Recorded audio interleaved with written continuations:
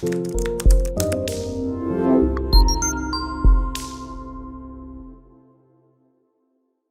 is Valerie Van Boeven with the Senior Care Industry Netcast, where leaders with 3 or more years in the senior care industry share their advice. It's 6 questions in 9 minutes, so let's get to it.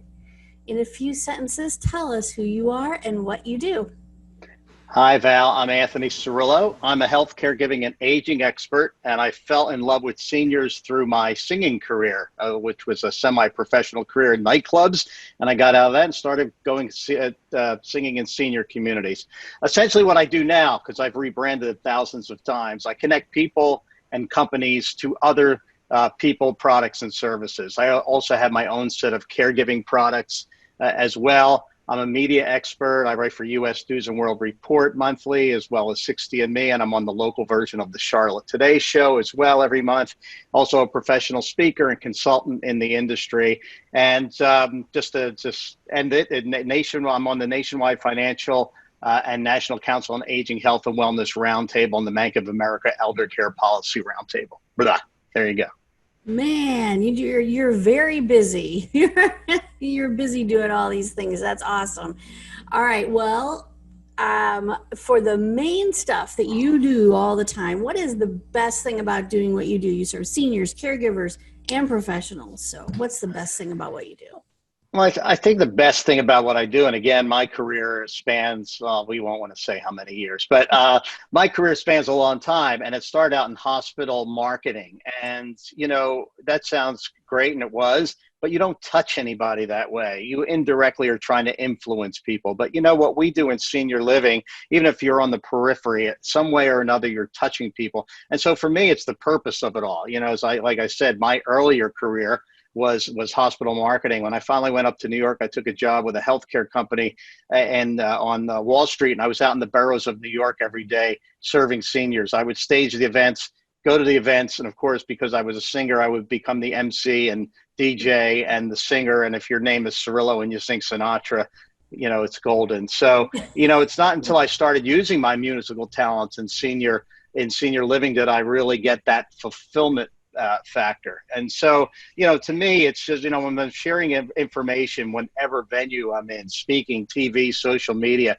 I'm helping people. And, you know, getting that fulfillment and giving the fulfillment is the best thing about, I think, what I do, which, you know, didn't necessarily happen, you know, in other parts of my career earlier. Yeah. Well, I mean, sharing your wisdom and your talents and all the things that you've learned over the years certainly helps so many. So we appreciate all of that about you. Okay, so let's switch gears for a second and talk about online marketing. I ask everybody this question. You've been doing online marketing for a long time. I've watched you on LinkedIn and I've seen your articles and all that. So we know that online marketing can be challenging, confusing. It's always changing. What has been your experience or your thoughts about getting the word out there about what you do? Right. And this old guy here was actually named a mover and shaker in the social shakeup. So I was with all these millennials and Gen Xers as a social media guy. And the main thing is, you know, I didn't get to this influence or the number of followers overnight. You know, you have to develop a voice. You have to provide value. And that's the main thing. Too many people want to sell. You know, even some of my partners right now that are, you know, putting social media out there, they want to direct them directly to the sale.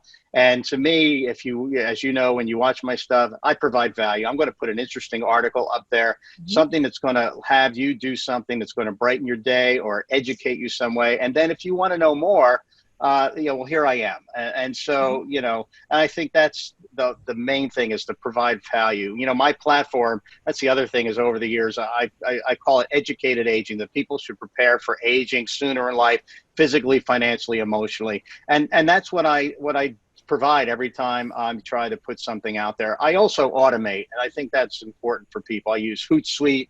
I set up Google Alerts. I follow trends. But, you know, writing's the key. You need to be able to write, and you even need to have a sense of humor, I think. Yeah, definitely have a sense of humor.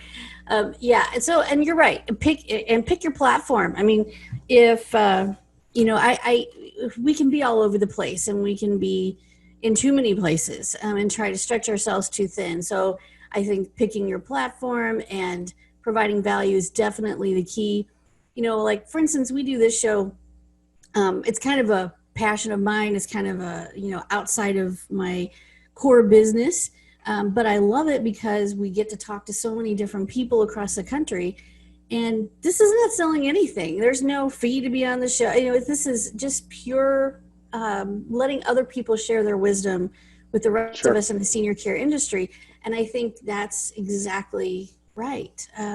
Provide value, provide something that people will be interested in learning more about, and they'll learn more about you along the way and your services. So yeah, Yep. getting right to the sale is not always the best strategy, No, it especially isn't. it's an overwhelming, our seniors are in our families are in an overwhelming position. They're overwhelmed with information, with financial issues, with emotional issues. So educating to me has always been the first step in all of this. So Yeah. you hit the nail on the head there. All There you right, go. cool. So, okay, I would imagine over time there have been other successful leaders or maybe just organizations that have done a really good job, and they've either been a mentor or just an inspiration to you. Who would you like to give a shout out to? Well, there's so many. I mean, certainly I've had mentors, and CEOs of hospitals I worked at. All the amazing caregivers that I've encountered in my life are inspirational to me because when you see how much they are juggling, and especially look at caregivers today with COVID, it's crazy. There's certainly professionals out there that have influenced my life, and people I follow like Ken Dykewald and Teepa Snow, and I really love. PK Bevel and the Second Wind Dreams and her virtual dementia tour. I think it's life changing for people. I keynoted her conference years and years ago, and we've been friends ever since.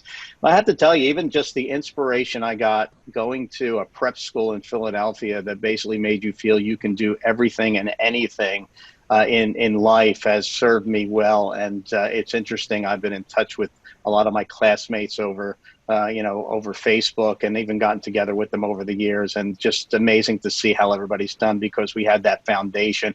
And of course, the seniors themselves, when you're ever, like I tell people, when I went from hospital work to senior work, maybe I took a little dip in the finances, but I have so many fulfilling stories. One I call the story of Esther. Maybe we could tell that another time. But, once you have those stories in your life, you realize you can't go back even if you wanted to.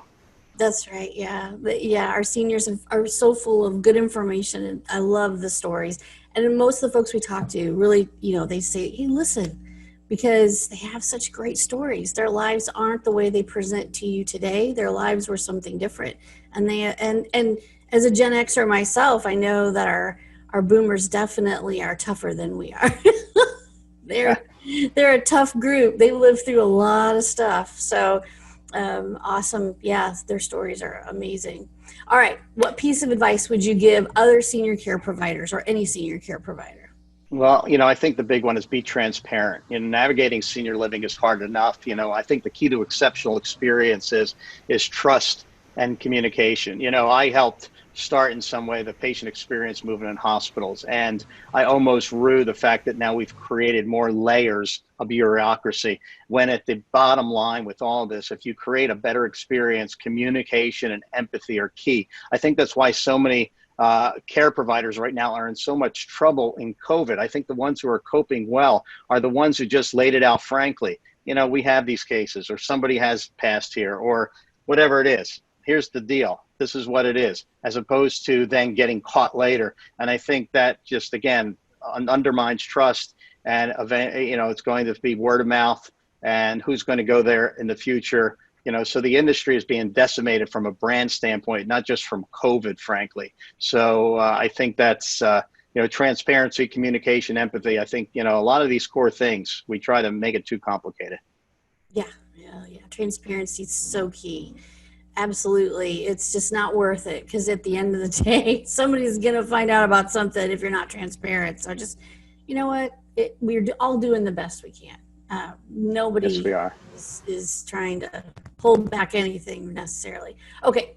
Last question. It's supposed to be a fun one. When you have a win in life or in business, how do you like to celebrate by a win? What I mean is, it could be anything. It could be a small win. It's just, you made somebody's day, or that somebody's going to be a success because of a speech you gave, or they Right. thanked you. How do you like to celebrate? Well, it's kind of funny. I thought this made me laugh when I read the question because, as a solopreneur, you don't have a lot of people to celebrate with. So I have to go in front of the mirror and kind of, dance around. But, I really pause and, as I think we all should, and one of the traits I've learned from seniors, pause and consider how grateful I am for whatever it is that win was. I also thank whoever was responsible for it. And then I make sure to execute on it. And of course, then a nice bourbon and dinner with my wife is probably going to be the capping of it all. My husband would agree. A nice bourbon and a good dinner. All Can't get right, better awesome. than that. Well, we will make sure that all of your contact information is with this video. So if folks want to get a hold of you, learn more about what you do, what you bring to the table, because I know you are a wealth of information and can help other senior communities, senior living. So we'll make sure that all of that's with this video. Thank you for doing the interview. We appreciate it. And we hope to have you on again and give us some updates on how things are going or what's new with you, okay? My pleasure. And it was so great to be back in touch with you. Yeah. All right. Thank you so All much. right.